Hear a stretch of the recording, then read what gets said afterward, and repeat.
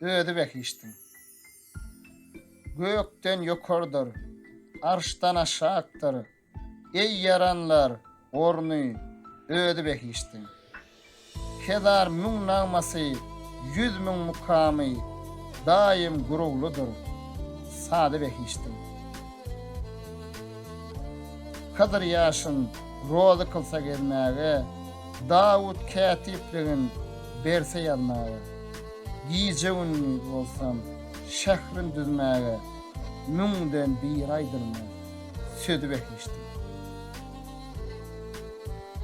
Derviş düştü görüp, bolmuş aşığı, kızıllan gayrılmış, ferşi, işiği, alem gark eyler, nurdan ışığı, eğer bir açılsa, yüzü bekiştim. Kelam içre okuyup, aydar morlular, gulluk çırızvanlar, ençe şelleler, murassak halkalar, nädik külleler, tükönmez nimmatı, nädik bekiştim. Şerhini aytmaga, ağzım, dilim yok. Hak öde hakimdir, cevir, zulüm yok. Gaygam yok, garlık yok, ölüm yok. Ayrılmaz, soğulmaz, yadı bekişti. 100 şerbetten macun bolup katılan, kara saçlar, ak topukta çatılan, gurovan, turovan, täze yetilen, sıypanar, sallanar, gıydı bekişti.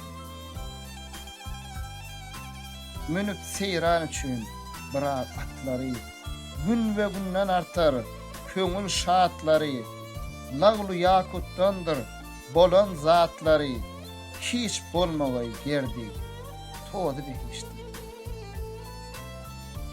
Bişgey, elvan, el degmeyen aşları, kudret bilen bir yan bolup göçleri, taygeler dünyaga, dirhem daşları, artıktır keriyetin, çiğdi bekişti.